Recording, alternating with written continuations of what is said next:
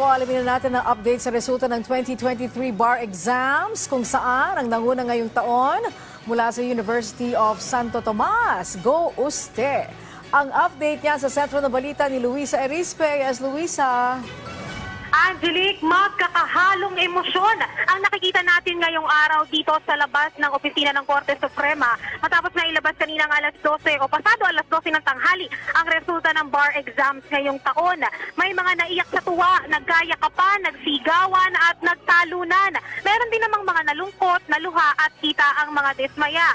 Ganito nga ang kanina o ngayon sa harap ng Korte Suprema nang inilabas ang resulta ayon sa mga bar takers na nagpunta dito para personal na masaksihan ang resulta kahit mula pa sila sa iba't ibang probinsya. Tulad nga ng nakausap natin kanina na mula pa sa Pangasinan, iba pa rin yung pakiramdam na makita nila ang resulta ng personal. Lalo pa nga sa mga bar passers na nakausap natin na walang ibang naiisip ngayon na nararamdaman kundi pasasalamat at fulfillment sa matagal nilang paghihirap para makuha at makapasa dito nga sa bar exam. Angelique, imbis naman na saktong alas 12 ng tanghali ay alas 12 at pasado alas 12 na inilabas itong resulta.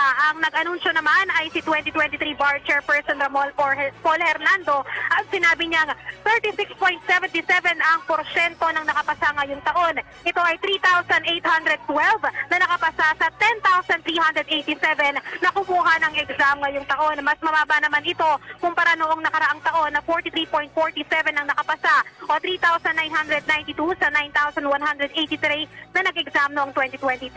Ang top 1 naman sa exam ay mula nga sa University of Santo Tomas na si B.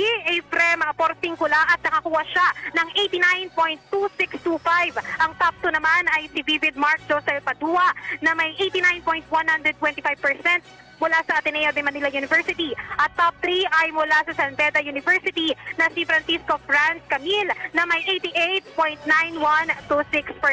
Para naman sa top 5 law schools na bar exam passers, ito yung mga nag-exam na mga estudyante na mahigit 100 yung nag-exam. Ang 5th place ay ang University of Santo Tomas, sumunod ang University of the Philippines, at sumunod naman ang University of San Carlos at San Beda University, at ang top 1 school ay Ateneo de Manila University. Para naman sa mga nakapasa, Angelique, ang oath-taking nila ay sa December 22 sa SMX Convention Center sa Pasay City. Samantala sa mensahe naman kanina ni Justice Ramon Paul Hernando, sinabi niya na sana makapasa man o hindi ay hindi pabayaan ng mga bar takers ang kanilang kalusugan dahil ito pa rin ang pinakamahalaga. Makita man nila ang pangalan nila sa screen o sa LED wall ngayong araw o hindi, ang mahalaga ay mapangalagaan nila ang kanilang kalusugan dahil kung hindi man ngayon ay may mga susunod pa namang pagkakataon na muli silang makapag-take ng bar exam.